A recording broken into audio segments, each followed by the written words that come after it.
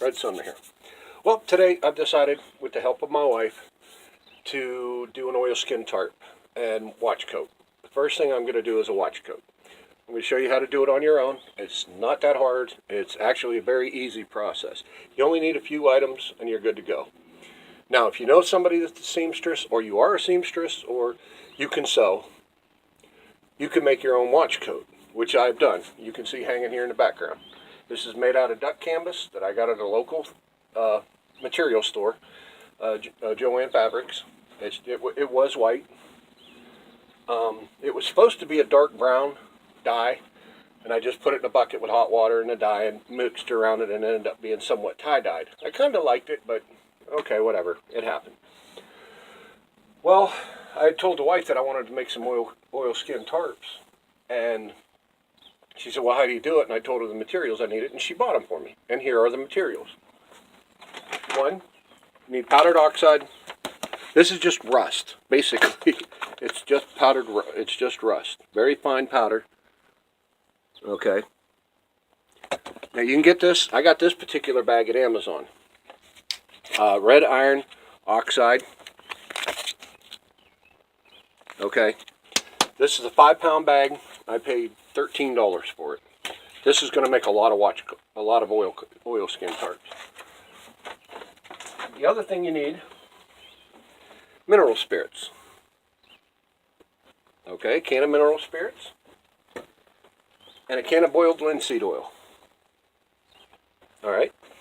You're going to need a container of some sort to mix them in, and a paintbrush that I'm throwing around and knocking everything over. Paintbrush. Okay, this is just an old beater that I had laying around. It doesn't matter because I'm going to throw it away when I'm done. And you need some sort of mixing device. Here I just have a little quart mason jar. It's going to be, or a little pint mason jar. It's going to be good to go. And if I need to mix more, I will. But for now, this is what I'm going to use. One of the things, the reason why you make oilcloth, it makes it waterproof. Now you do have to be a little bit careful because it can have a fire problem. If you get too close to the fire, poof, you could go. I'm not saying it will, I'm not saying it won't, I'm saying it can. There's a big difference there. So it can go. But, and one of the reasons for that is because of the linseed oil in it, which is here. Now, my wife you can get both of these at your local hardware store, your big box stores, home improvement centers. I got both of these for $12. $13, like $6.50 a piece. So it's not that expensive. But you can do this instead of a watch coat. If you just want to do it with a tarp, you can do it with a bed sheet. Just get a high count, thread count. Or you can get a painter's drop cloth, something to that effect. Something that will be durable, but yet lightweight, like a bed sheet. You can go spend a few bucks, maybe 10, 12 bucks, and buy yourself a queen size bed sheet, okay, and tie some tie-outs on it.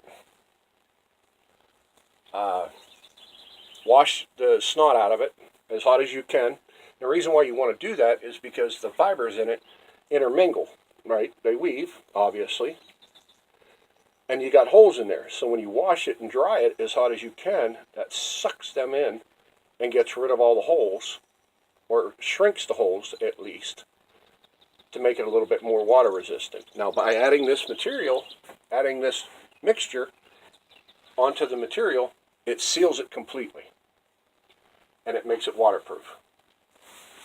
It will add weight. I'm not going to tell you it won't. It will add weight to your material. So whatever you're going to do this on, you're going to have to realize I'm going to have to carry this in some fashion. So you're going to have to carry it. Now this is a watch coat that I made. I sewed out of canvas. Like I said, I got the material from a local material store. And I know that some of you are thinking, oh, you sewing and sewing. It's a good thing to know how to sew. It is, because you never know, you may have to start making your own clothes one day. If you don't know how to sew, you're going to be in trouble. Anyway, we're getting off point. But I made this watch coat to wear, when it's raining, I'm out in the bush.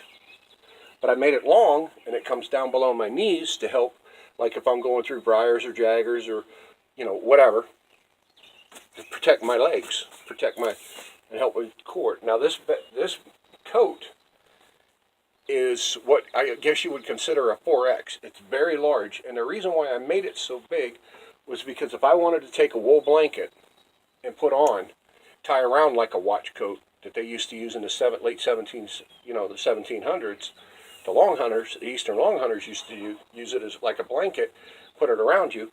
Well, then I can put this over top of that wool blanket. So now not only am I warming myself with my wool blanket, I am giving myself protection from the elements by this. So I made a watch coat. So basically I made a raincoat. Now I'm going to waterproof it.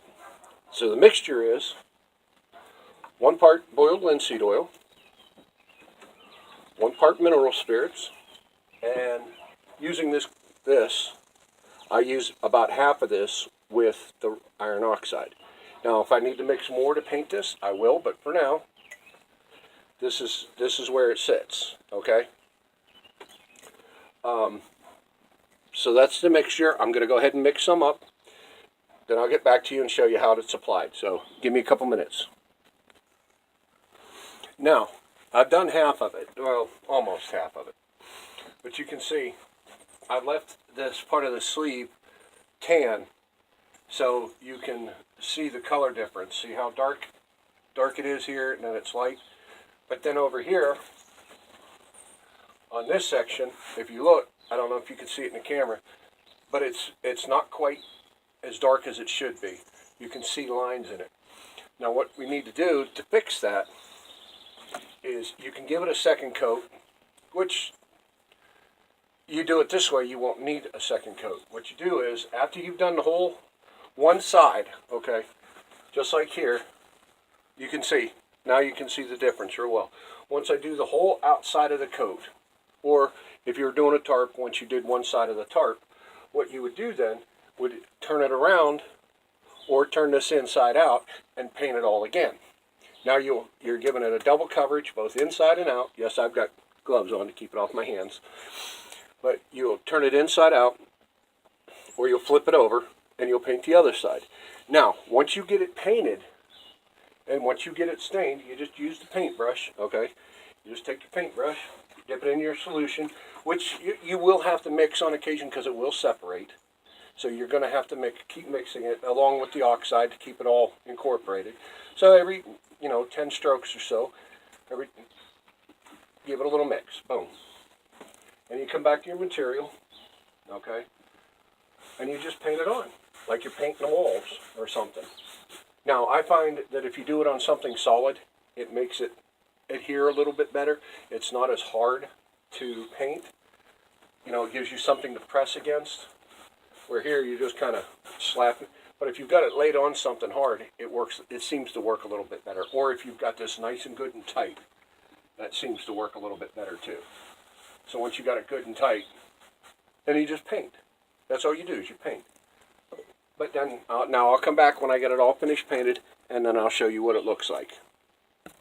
Oh, when you do this, I'll speak of this again at the end, but when you do this, you take care of the time of year and your weather conditions that you're expecting.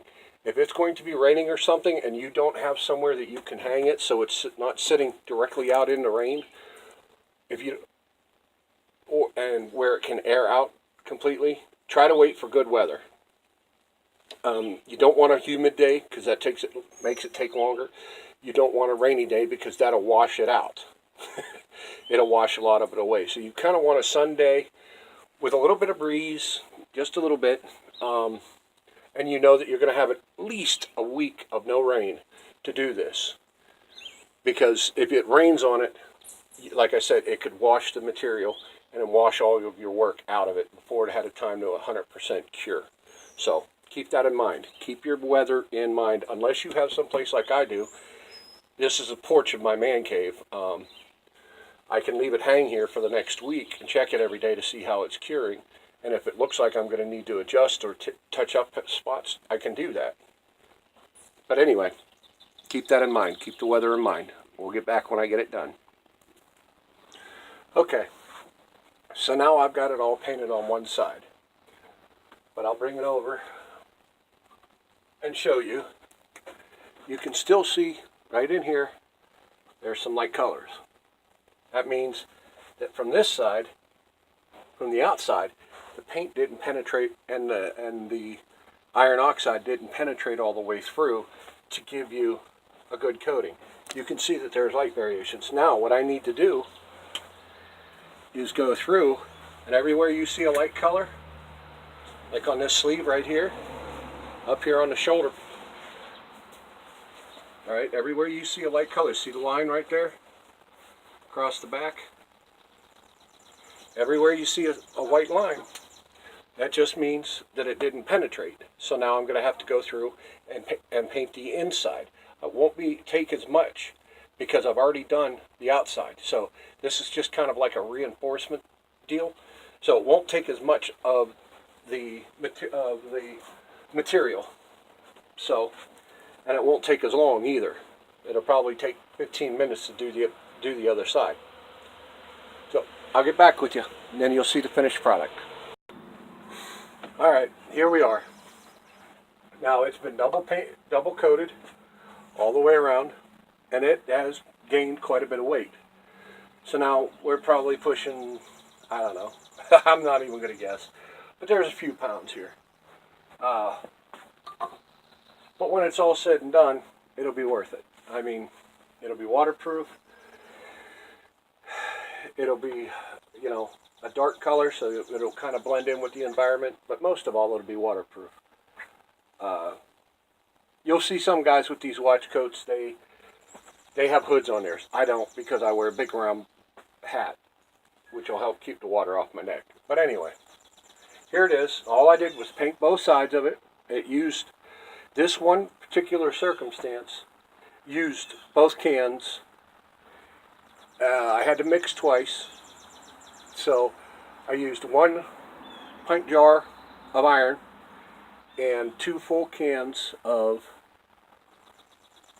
1 each of mineral spirits and linseed oil. This is what I have.